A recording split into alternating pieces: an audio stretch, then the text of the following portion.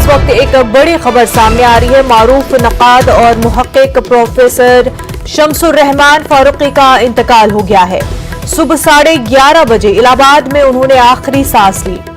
गुज़श्ता कई हफ्तों से अलील थे। दिल्ली के स्कॉट अस्पताल में जेर इलाज थे। 3 दर्जन से जायद किताबें प्रोफेसर शम्सुर रहमान फारूकी ने तहरीर की थी। पद्मश्री, सरस्वती सम्मान और साहित्य अकेडमी एजाज से प्रोफेसर शम्सुर रहमान फारूकी को नवाजा गया था। अलीगढ़ मुस्लिम यूनिवर्सिटी ने डायरेक्टोरेट की एजाजी डिग्री से भी प्रोफेसर शम्सुर रहमान फारूकी को नवाजा था। काफी अहम खबर आपको इस वक्त बता रहे हैं। मारूफ नक़ाद और मुहक्किक प्रोफेसर शम्सुर रहमान फारूकी का इंतकाल हो गया है। सुबह 11:30 बजे इलाहाबाद में उन्होंने आखिरी सांस ली। गुज़श्ता कई हफ्तों से प्रोफेसर शम्सुर रहमान फारूकी अलील थे।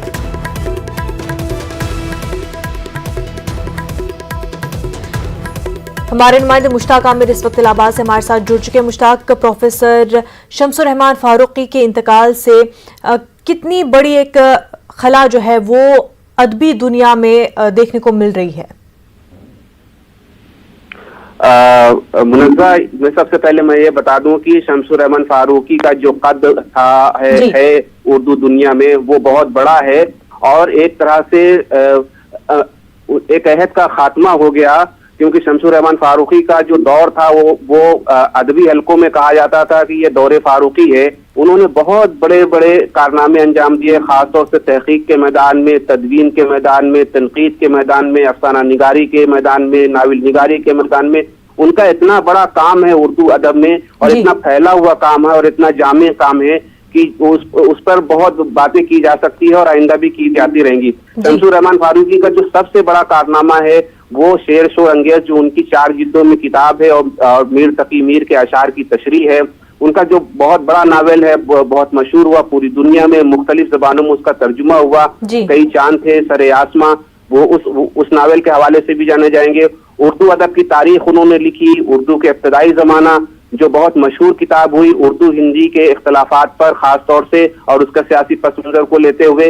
इसी तरह से तज़मीनुल लुगात उनकी ताज़ा तरीन किताब है जिन्होंने लुगत पर काम किया है और अशार की तज़मीन उन्होंने पेश की है। इसी तरह से रोजमर्रा पर लुगात रोजमर्रा लिखी है, गालिब की तफहीम लिखी है, गालिब की तशरीह लिखी है उन्होंने तफहीम गालिब के नाम से। इसके अलावा इकबाल पर उन्होंने किताब लिखी है और बहुत से मज़ामीन हैं। दास्तान पर उन्होंने दास्तान अमीर हमजा पर उनका तहकीकी काम है और इसी तरह से शेरियात की तनकीद पर उनकी कई अहम किताबें हैं। तो शम्सुर रहमान फारूकी एक दबिस्तान का नाम है और एक शख्सियत का नहीं बल्कि एक इदारे का नाम है। उन्होंने वो काम किए जो एक इदारा करता है और एक पूरा जो है एक इंस्टीट्यूशन करता है। तो शम्सुर रहमान फारूकी का चले जाना यकीनन उर्दू अदब का इतना बड़ा खसारा है जो रस्मी तौर पर ये बात नहीं कही जा सकती कि बहुत बड़ा खसारा है। यकीनन बहुत बड़ा खसारा है, क्योंकि उनका जो काम है, जो उनकी तहकीक है, जो उन्होंने खिदमात अंजाम दी हैं उर्दू अदब की तनकीद और तहकीक में, वो बेमिसाल है और यकीनन उनका इस तरह से चला जाना उर्दू अदब के लिए बहुत बड़ा नुकसान है, बहुत बड़ी खला है जिनका पुर होना मुश्किल नजर आ रहा है। मुनज़्ज़ा जी, और साथ ही साथ मुश्ताक, इनको काफी अहम अवार्ड्स जैसे कि पद्मश्री से भी नवाजा गया है और दीगर अवार्ड से भी नवाजा गया है। यहाँ तक कि अलीगढ़ ने उन्हें एजाजी डॉक्टरेट डिग्री भी नवाजी है। मुनज़्ज़ा, उर्दू अदब में शम्सुर रहमान फारूकी इस हवाले से भी जाने जाएंगे कि इनको वो एजाज़ात से नवाजा गया जो और किसी अदीब के हिस्से में नहीं आया। एजाज़ात की एक लंबी फेहरिस्त है। उन्हें सरस्वती सम्मान मिला, पद्मश्री अवार्ड मिला, अलीगढ़ मुस्लिम यूनिवर्सिटी ने उन्हें एजाजी डिग्री डॉक्टरेट की दी और इसके अलावा साहित्य अकेडमी अवार्ड से नवाजे गए। पाकिस्तान के का जो बहुत मशहूर जो उनका सरकारी एजाज है इम्तियाज पाकिस्तान से, उनको उस एक जुमरे से उन्हें नवाजा गया। तो इस तरह से उन्हें बहुत से ऐसे एजाज़ात दिए गए जो किसी उर्दू अदीब के हिस्से में नहीं आए हैं, लेकिन शम्सुर रहमान फारूकी साहब ने अपनी काबिलियत की बिना पर और अपनी खिदमात की बिना पर इन्होंने इन एजाज़ात को हासिल किए। एजाजात की फहरिस्त बहुत लंबी है। पूरी दुनिया से जिस मुल्क जहां जहां उर्दू वाले हैं वहां वहां उनको एजाजात से उनको नवाजा गया। और सबसे बड़ी बात यह है मुनज़्ज़म, मैं बता दूं कि उर्दू दुनिया, पूरी दुनिया में जहां जहां उर्दू वाले हैं वहां वहां शमसुर रहमान फारूकी का नाम है, लोग शमसुर रहमान फारूकी को जानते हैं। उर्दू के हवाले से शमसुर रहमान फारूकी का जो मामला है वो लाजिम और मलजूम है। उर्दू शमसुर रहमान फारूकी, फारूकी उर्दू शमसुर रहमान फारूकी, जहां फारूकी साहब का नाम आता है वो उर्दू का नाम जरूर आता है। और यकीनन ये हिस्सा जो फारूकी साहब के शमसुर रहमान फारूकी के हिस्से में आया, बहुत कम अदीबों का आया, यकीनन बहुत बड़ा खसारा है। उर्दू तबका यकीनन बहुत मलूल है, बहुत अफसोस का इजहार कर रहा है एक तरह से उर्दू तबके पर, एक तरह का सत्ते का आलम में। जी बिल्कुल मुश्ताक, आप हमारे साथ बने रहिए। इस वक्त हमारे साथ प्रोफेसर शारिब साहब भी जुड़ चुके हैं। प्रोफेसर शारिब साहब, शमसुर रहमान फारूकी साहब का इंतकाल हो गया है, काफ़ी जो अहम काम उन्होंने किए हैं उन पर आपसे चाहेंगे कि आप उस पर रोशनी डालें। देखिए, शमसुर रहमान फारूकी साहब का इंतकाल एक अहद का खत्म होना है, एक दबिस्तान का बंद हो जाना है। वो एक बहुत बड़े आलिम, बहुत अच्छे लिखने वाले, बहुत अच्छे इंसान थे। सबसे बड़ी चीज इसमें जो अदब का नुकसान है, वो अदब का नुकसान तो है ही है। एक ऐसा शख्स चला गया जो दूसरों को कल्चर कर रहा था, जिससे लोग तहजीब और अदब सीख रहे थे। उनकी किताबें तो रहेंगी, उनकी किताबें तो हमें सिखाती रहेंगी, लेकिन सवाल ये है कि वो खुद एक इतना बड़ा शख्स था। उन्होंने जो कुछ लिखा, जो भी लिखा उन्होंने, जिस तरह से उन्होंने तहकीक और तनकीद को बढ़ाया, वो और उससे अलग जिस तरह से उन्होंने कई नस्लों की ज़हनी परवरिश की। ये एक सबसे बड़ी बात ये है कि उनकी ज़हनी परवरिश जो उन्होंने कई नस्लों की वो एक तहरीक, एक रुझान के बानी थे। वो रुझान किस तरह से कामयाब हुआ और कितना आगे बढ़ा और उसमें क्या इख्तिलाफात रहे, हर रुझान के साथ होता है। लेकिन सवाल ये है कि शमसुर रहमान फारूकी ने खुद अपने कलम से क्या लिखा। जब हम उनके कलम की तहरीर को, जब हम उनकी तहरीर को देखते हैं तो हमें शमसुर रहमान फारूकी एक बहुत बड़े आलिम, एक बहुत बड़े दाना और एक बहुत बड़े दानिश्वर ही नजर आते हैं। और आज हम उस दानिश्वरी से और उस बड़ाई और उससे खाली हो गए, महरूम हो गए। ये हमारे लिए बहुत अफसोसनाक दिन है। बिल्कुल प्रोफेसर शारिब साहब, आपसे क्योंकि प्रोफेसर शमसुर रहमान फारूकी साहब जो है वो एक उर्दू क्रिटिक भी थे और थ्योरिस्ट भी थे, तो काफ़ी अहम उनका रोल रहा है उर्दू लिटरेचर की अगर बात करें तो उसमें काफ़ी ज़्यादा उन्होंने कंट्रीब्यूट किया है, being a theorist as well. क्या नहीं, आपने सही कहा कि वो सिर्फ एक तनक़ाद नहीं थे, वो एक थ्योरिस्ट भी थे। उन्होंने जो उसूल और उन्होंने जो ज़ाब्ते बनाए तहक़ीक़ और तनक़ीद के, उन्होंने जो ज़ाब्ते बनाए तफ़हीम शेर की, जो नई राहें खोली तफ़हीम शेर की, वो हमेशा तवज्जो की मुस्तहिक़ रहेंगी और हमेशा लोग उससे इस्तेफ़ादा करेंगे।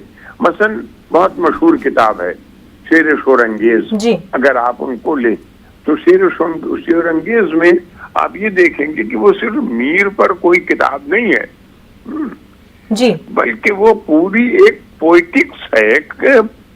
मैंने एक मजमून लिखा था, उसमें मैंने इस बात का जिक्र किया था कि वो मजमून, वो किताब नहीं है मीर पर, वो उर्दू पोइटिक्स है। हम उससे पूरी शायरी को समझते हैं जी, हम उससे गालिब की शायरी को समझते हैं और गालिब के पूरे अहद की शायरी को भी समझते हैं और बाद की शायरी को भी समझते हैं। मीर की शायरी तो मीर की शायरी है ही है। तो इस तरह से जो उन्होंने थ्योरी बनाई, वो जो थ्योरिस्ट थे वो नजरिया साज थे। हम उसको उर्दू में कहेंगे नजरिया साज। वो एक ऐसे नजरिया साज थे कि उन्होंने जो नजरिया बनाया, देखिए एक सिर्फ नस्र की बात शायरी की बात नहीं है। आप उनका नॉवेल देखिए, कई चांद से सरे आसमां। जी, ये नॉवेल जब आया है तो इस नॉवेल को हम कहाँ पे रखेंगे?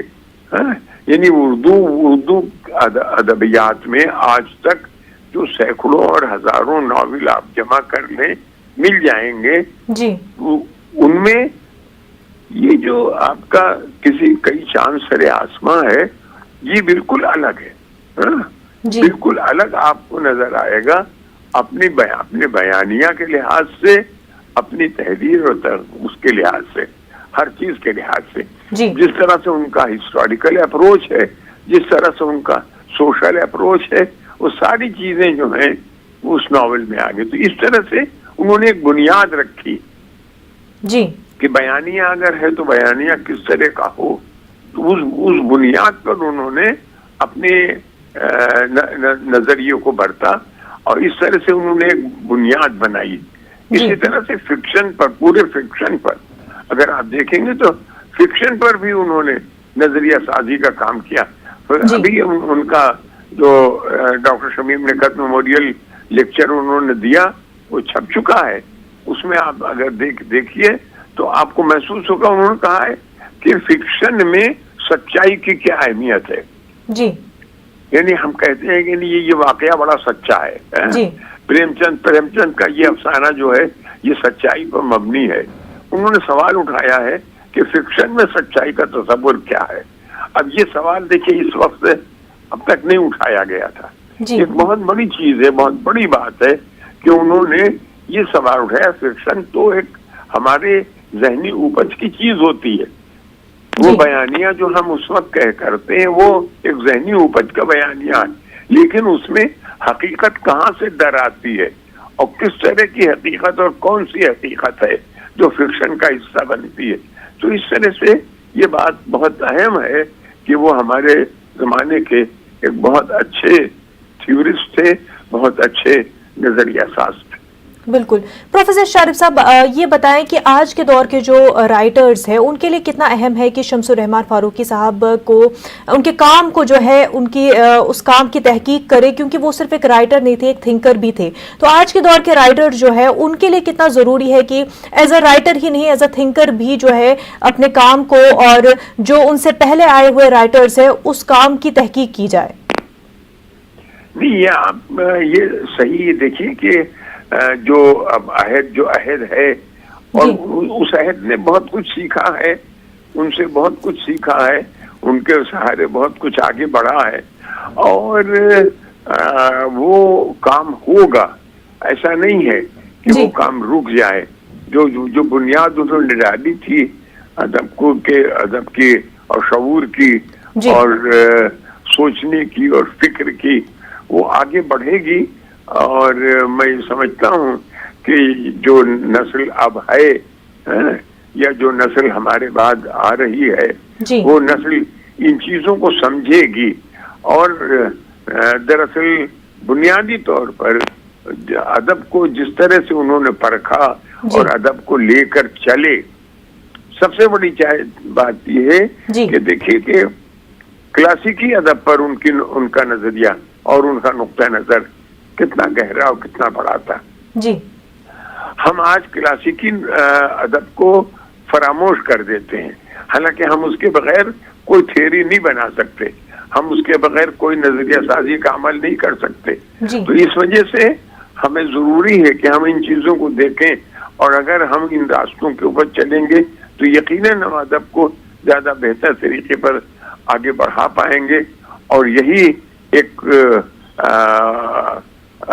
फिक्र थी शमशान फारूकी साहब की और यही चाहते थे कि वो नई नस्ल आगे बढ़े और नई नस्ल उन सारी चीजों को सोचे जिसकी बुनियाद वो रख गए हैं और जो कर गए हैं। बिल्कुल।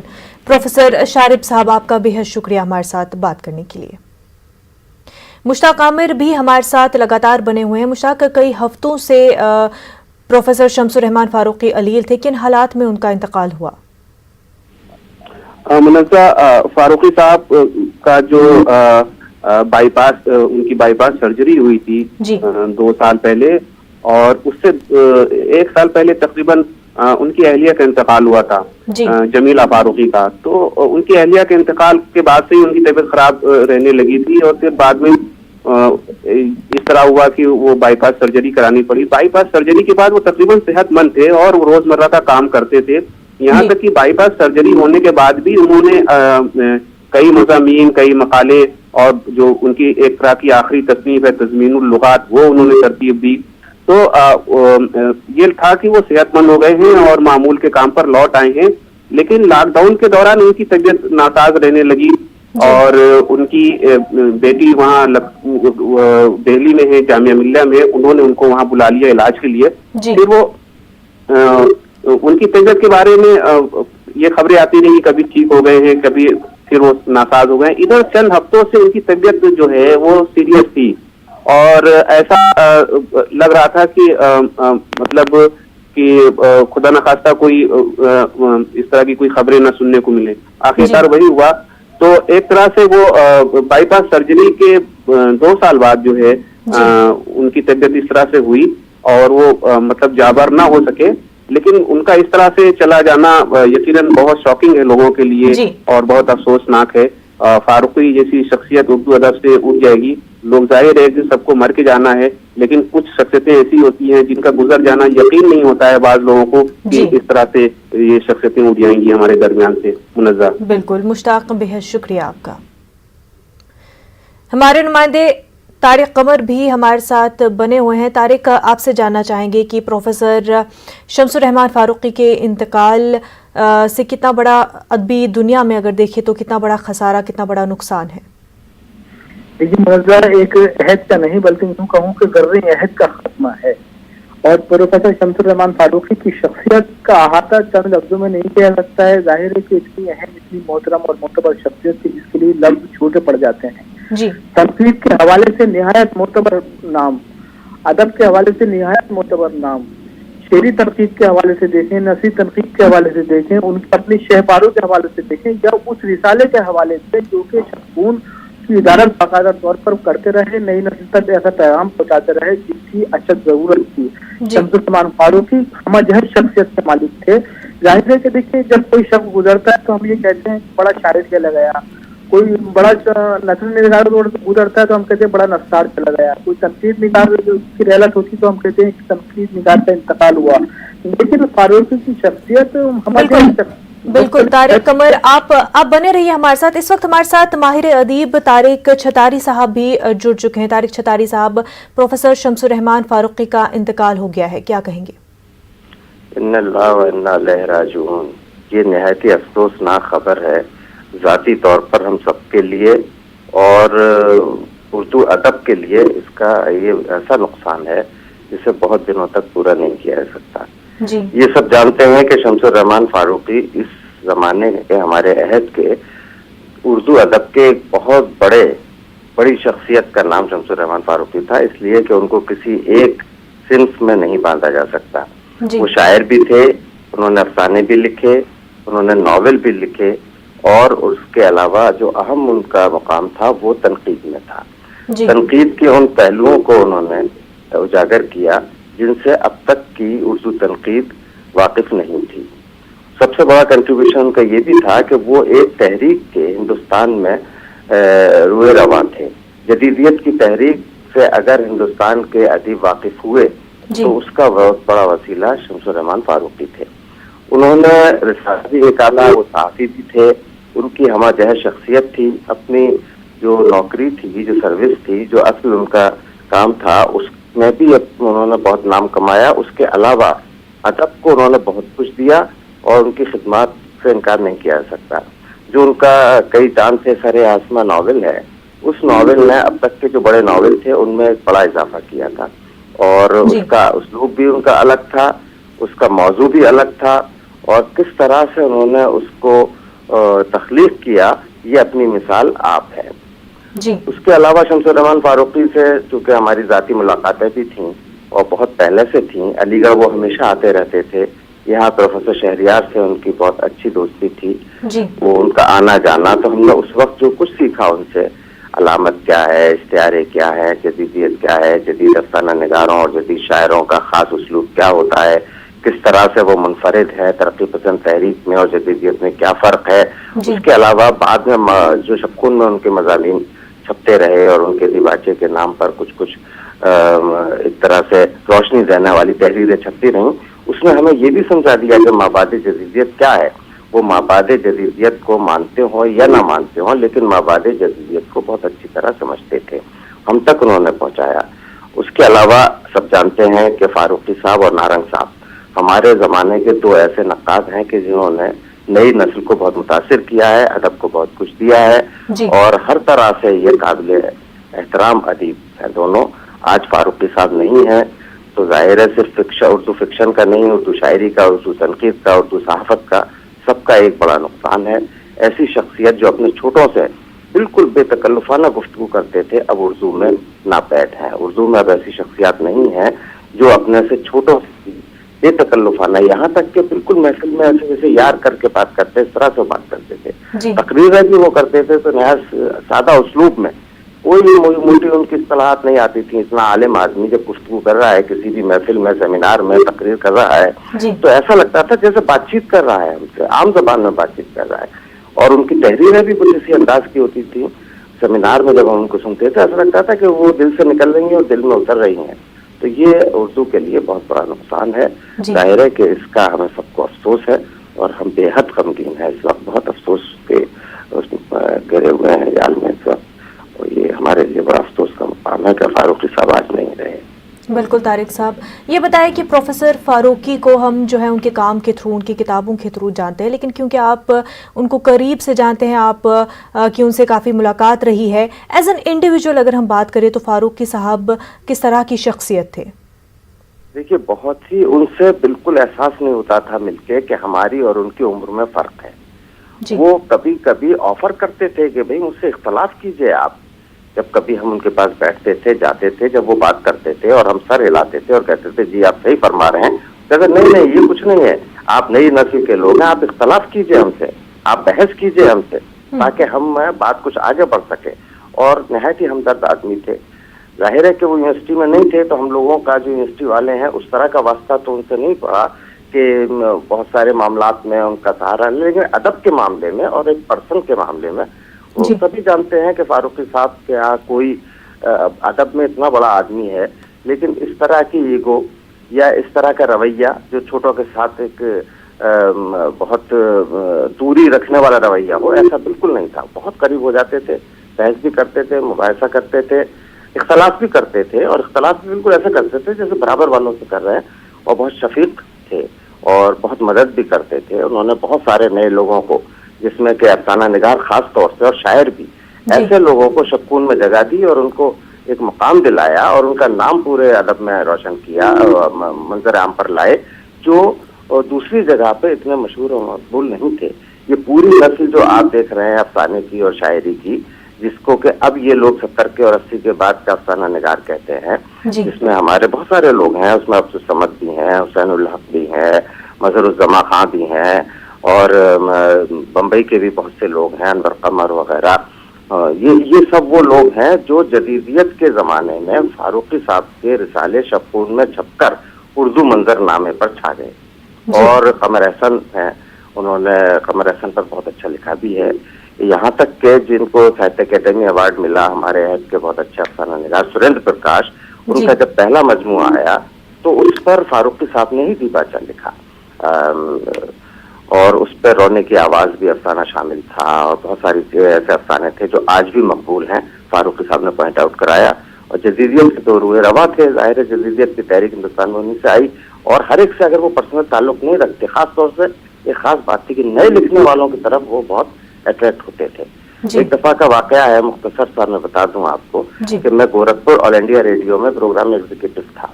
फारूकी साहब गोरखपुर आए, एक महफिल हुई, मैंने भी कहानी सुनाई और एम कुठियावी राही के दफ्तर में वो हुई थी, उनका अखबार डालते थे, उसका दफ्तर था। तो उन्होंने ऐसी बातों बातों में कहा कि भाई तुम लोग एक रिसाला निकाल रहे हो यहाँ पे, उसमें अब के शायरी का निकालिए वो।